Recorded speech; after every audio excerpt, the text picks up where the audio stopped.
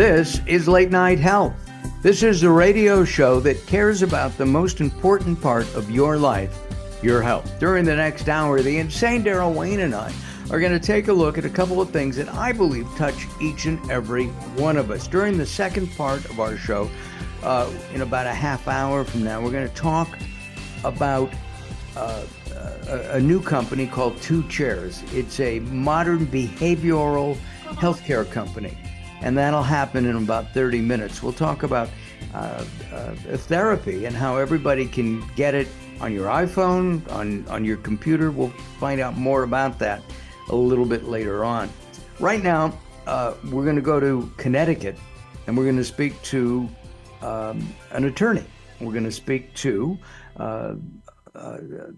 the Brooke Goff, founder and president of Goff Law Group in Connecticut, who's pledged $430,000 to offset the massive expense of the fertility process.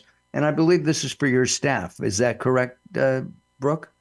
It is. So we pledged $430,000, which is a $10,000 lifetime maximum per year per employee, plus obviously the fees that go along with instituting the program that will open the doors for the employees to be able to get coverage where coverage may not be available so that they can start their family. And you have a staff, your staff of, I think, 11 or 12 attorneys are all women. Yeah, so I have 13 lawyers, 1 male and 12 females, and we love Zach. But he's a saint for putting up with 12 women all day long, right? But yes, we have a staff of almost 50 employees. I bet you by next year I'll be saying almost 70 because we grow so quickly. But yes, a big majority of the difference with us is a majority of the attorneys in my office are women, and many of them are moms. Many of them are moms. Oh, okay. They are. They are. You know, I think the right to have a kid is an inalienable right. I got that word someplace. I don't know if it's a good word. Yeah, it is. It's just, it's a human right. I believe the Constitution is where you found that word. Oh, thank you, Daryl. Yes, you're right. Yeah. I don't understand why some people butt into other people's lives. Brooke, you went to law school. You're much smarter than I am. You're probably on an equivalent smartness with Daryl. Why do we care about what somebody else is doing in the bedroom? It is so frustrating to me. I can't even speak. Listen, I can't tell you why people care about what they're doing. You know, I'm an out gay female attorney. I'm one of the most public gay female attorneys, or really in Connecticut. And I love who I am, and I wouldn't change anything. I don't know why people care about who I go to bed with, and I have no idea. But at the end of the day, it doesn't make me any less of a human. It probably actually makes me a little bit better of a human because it's who I am, right? Right. But I think to your point, a lot of people care because of financial. It all comes back to financial in the form of, you know, all these talks about IVF and abortion and everything else. Like at the end of the day, the insurance companies have to dish out a heck of a lot if now they have to cover, you know, members of the LGBTQ community.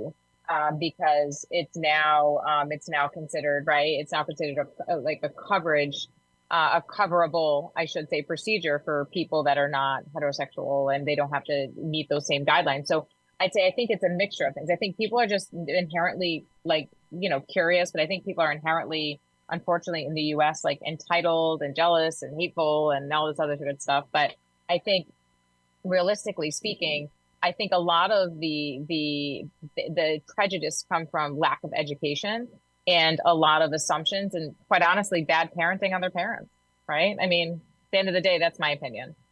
Well, can a gay person be a good parent? I mean, right? A heterosexual person can be a good parent too. Listen, you hear about a lot more of them because there's a lot more people that are heterosexual that are out and talk about it. But there's a lot of really crappy heterosexual parents, right? And just like Absolutely. I'm sure there's crappy gay and lesbian parents. it's about the human being. It has nothing to do with what their sexual preferences. I think that the question really is, does having two moms or two dads or transgender mom or dad impact the upbringing of the child?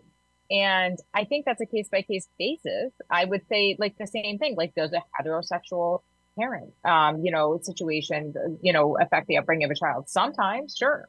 So I really think it's about the actual human beings, not their sexual orientation, but the human beings raising the child that I think really makes the difference. And whether it's two men, two women, a man and a woman, whatever, it really, I think, doesn't make a difference at all. Who wouldn't kill for two moms? Right. Right? I mean, come on.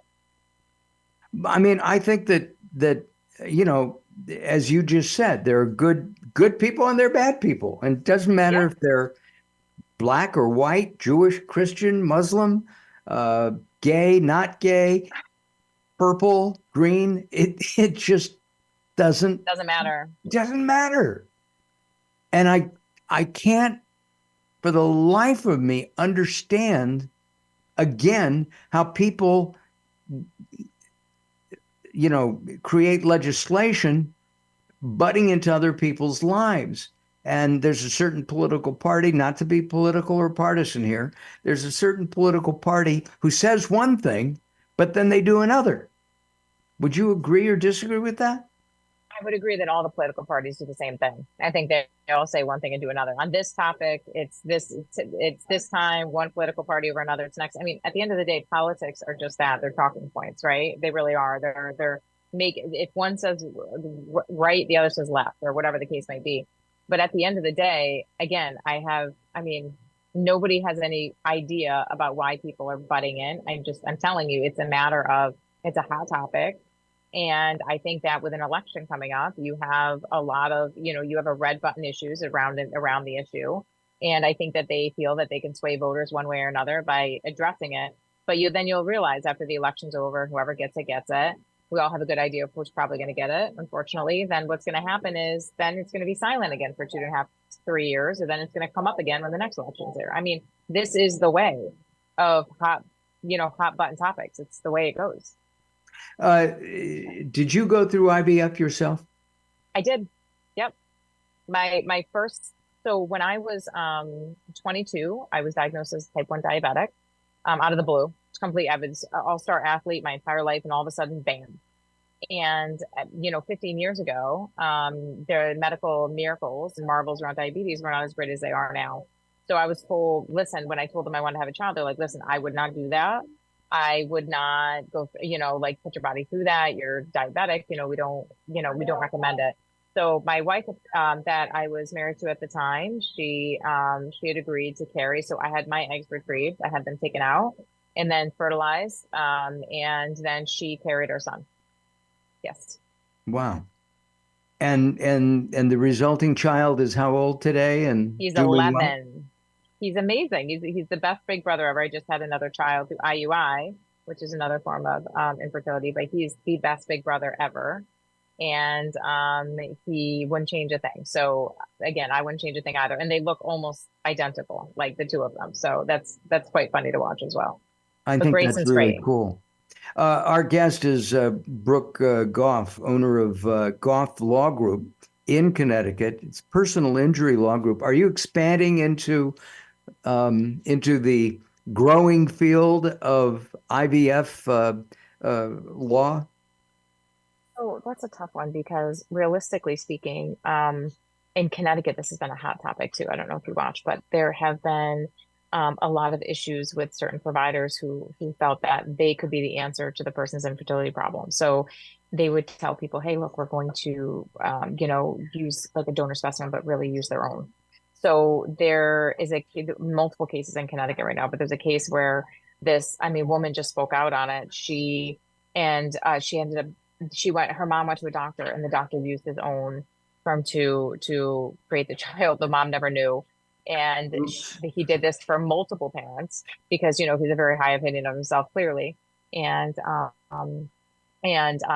woman she just went and spoke about it, actually, I think in the last couple of weeks. saying that she actually found out that she had a relationship, a pretty serious relationship with her half brother, and didn't know it because he never told anybody that he actually did this. So it's a really, hot topic here in Connecticut. So when I get into the IVF field, I think there's a firm right now in Connecticut that's doing a ton of these cases. If I had some of this work come in, would I do? Yeah, probably. I think so. I think people need you and your passion for this topic. I really do. It's this. So here's the thing. Lawyers are lawyers. That's just the way it is. I feel like when you have a lawyer that's actually been through it and can understand it, it just brings a whole nother element to the process, right? So to your point, I would agree with you. Yes. But this is an ever-growing topic, and it's a topic that really just started growing in the last 18 months, really. Before then, nobody was really talking about it too much. Now the whole fiasco down south and that decision that came out with embryo, it's awful. I know. So we're going to talk about that. I think, Daryl, are we running out of time on this segment? You're 2 minutes over. 2 minutes over. Okay. Well, the topic. Oh, we have plenty of time. Yeah, we have plenty of time. We're going to take some time out now. Our guest is Attorney Brooke Goff from Goff Law Group, and we're talking about IVF treatments and the law. Why the law has to be there? I don't get it. Anyway, I'm Mark Allen, along with the insane Daryl Wayne. We'll be back. Late Night Health is proud of our partnership with the EBC, the Evolutionary Business Council. Check them out at ebcouncil.com. You're listening to Late Night Health with Mark Allen. The show continues in a moment. Recently, I met Jacqueline from Bright here in Los Angeles. She gave me a hearing exam and then showed me how to hear again with the new Signia Pure Series hearing aids, and she can give you your life back too. I hear birds chirping, birds cooing, and even my wife. They easily connect to my smartphone. The Signia hearing aids are amazing, and with the charge and go, I don't have to fiddle with batteries and hear all day long. Not hearing is frustrating for you and your family. I know you don't have a problem, but trust me, call Bright Here now for a free hearing exam, a $125 value, yours free, just for making an appointment now. There are offices throughout the Los Angeles area. Call Bright Here now at 323-424-7100. That's 323-424-7100 for a free hearing exam. There's no obligation. Call now, 323-424-7100, or visit them on the web at brighthere.com. If you're listening to Late Night Health right now, you're part of the growing target of baby boomers we're serving. Hi, I'm Daryl Wayne, producer of Late Night Health, inviting you to join the Late Night Health family. If you have any business targeting the growing boomer market, Late Night Health is the ideal advertising vehicle for you. From vitamins to insurance, alternative health to Western-style medicine, Late Night Health caters to the growing population of those over 40 years old. This vibrant demographic has expendable income to fight aging, purchase travel, take care of aging parents, or just have fun. Find out about the advertising opportunities with Late Night Health. Call us at 805-391-0308. That's 805-391-0308, or email us at info@latenighthealth.com. That's info@latenighthealth.com. Join Late Night Health as we empower people to take charge of their own health care. Call now at 805-391-0308. That's 805-391-0308. Sometimes it's not what you say, it's how you say it. Words are a critical aspect of success. How you get your point across is a crucial part of what makes anything sell. So do it right and hire a writer. Whether it's articles, blog posts, technical writings, website content, product descriptions, or ghostwriting anything from a novel to a nonfiction book about your navel, contact Servet Hassan. If you want it to sell, write it right. Email Servet at servet@servethassan.com.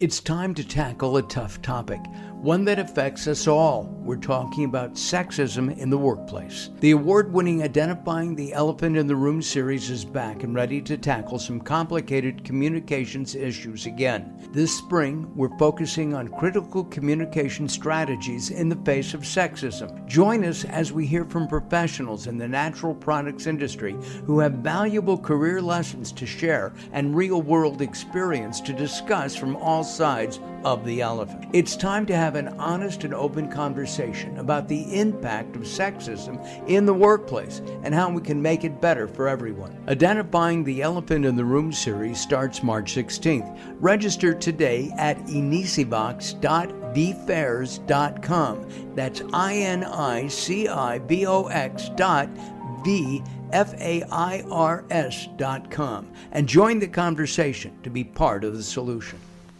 Late Night Health continues. I'm Mark Allen along with the insane Daryl Wayne. Be sure to join us at latenighthealth.com.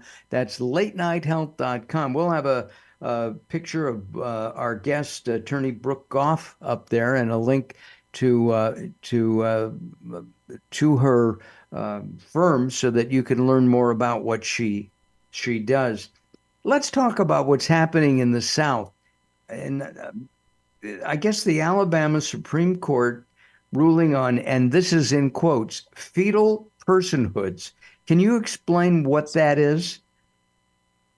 Well, I mean, so you have embryos, right? So I talked a lot about this. Unfortunately, with right up until today, actually, well, these days, let's say within a couple of months ago, but the decisions were all in effect or the understanding was in effect that embryos were not to be treated as human beings, right? They were to be treated as embryos. They haven't taken a breath. They are a collection of cells, really, that have the promise to become a human or the potential to become a human, but they're not yet a human, right? So look at it this way. I live in a world, because as you know, I'm an attorney. I live in the world of not what could have happened, but what did happen, right? So, right. I mean, a lot needs to happen between the time that an embryo is implanted into a female successfully, which is still not the step that they're at when they're just embryos in a dish, right? And to the point where they go to become an actual baby, 9 months down the line. There's a lot that happens in between there. And to suggest that you're just going to skip over all the millions of things that could go wrong, tons of things that could go wrong, and jump right to, hey, look, these are human beings and they deserve the same rights as human beings. And therefore, the improper disposal or negligent disposal of these embryos are considered are going to be criminalized is just crazy because what these groups really want is the opposite, because these groups really want people to, have families and be able to have access to IVF and be able to have children. But what this ruling is doing is it's scaring people away from doing it, because if two parents want to, have difficulty, heterosexual, homosexual, doesn't matter, have the inability to have a child without the, modern medicine, IVF or IUI or whatever the case might be, they may not do this IVF route, because if these embryos, let's say you never know how many you're going to get. Let's say you get 10, right? You just don't know, right? You never know. It's not like it's not like you're going to get 1. You could get 10. Well, what if you want 2 kids? What happens to the other 8? And now that's a big concern. And now, like, as people that own the embryos, people used to say, okay, like, we're done having children, you can dispose of the embryos, or they used to donate them to science or research or whatever. Now it doesn't seem like they have that choice. And then you're going to run into more problems, because now when, embryos, typically people go out of state to get the embryos created, right? And then they go on with their life, and 5 years later, when they're ready to use them, they have these embryos shipped back to wherever it is that they are living, right? Let's just say. Now you're transporting human beings across state lines. Oh, so God. Now you have liability going on with that, right? You have major liability problems with that, because you're like, oh, okay, well, clinics aren't going to want to do that. That's huge liability. It's no different than transporting a child. And my understanding is that IVF clinics in Alabama have stopped do you blame services. Do you blame them? How are you going to find an embryologist to do that job? I wouldn't be. I mean, listen, I don't care how much money you want to pay. Do you think I want the job of an embryologist? Why? So when something goes haywire, you can come at me and I can be held personally criminally liable? No way. So well, let me ask you. So let's say a man and a woman get together and they do it the old-fashioned way, and the Yeah. woman becomes pregnant. 3 months Right. into the pregnancy, there's an issue, and she loses the embryo, the fetus. Yeah. Is her gynecologist now liable for that? And they can Well, I mean, sue? that's a great question, right? These are the questions that we're all talking about in the legal community now. I mean, under the new ruling out of Alabama, I'd argue that's a possibility, right? Because think about it, if the OBGYN did not do the proper thing that they needed to do to avoid the issue, or it could be said that the actions of OBGYN could have intervened in here, so that OBGYN now have criminal liability, right? Because that's what you're giving to embryologists now. It's crazy. Listen, the ruling was backwards. I don't know who or what those people were thinking on the panel. It's like, I mean, have we not had enough? Right? Like with the whole like reproduction stuff, abortion, all these things, have we not had enough? Like, I just cannot understand why. And I get it, like, it's a state that one would say, because people are saying we'd expect to see it out of a state like that, but I still wouldn't expect to see it in a state like that, because you're literally giving human rights to something that isn't even alive. Like, Well, how do you do that? What's next? I'm thinking about having a baby, so when I decide not to do that, you're going to hold me criminally liable because I thought about doing it? Like, that's like literally to the level you're at. what comes to my mind also is, when does life begin? And I've asked clergy on at least two sides, and the Old Testament, apparently the Jewish thought is when the life begins when the baby takes its first breath, which makes sense to me. It makes sense. I think that you're going to find differences in states based on leadership and everything else. But at the end of the day, I would agree with you. I mean, being a mom, having gone through the pregnancy process, every doctor's appointment you go to, you pray you don't hear bad news. Okay, you pray. You don't want to hear bad news.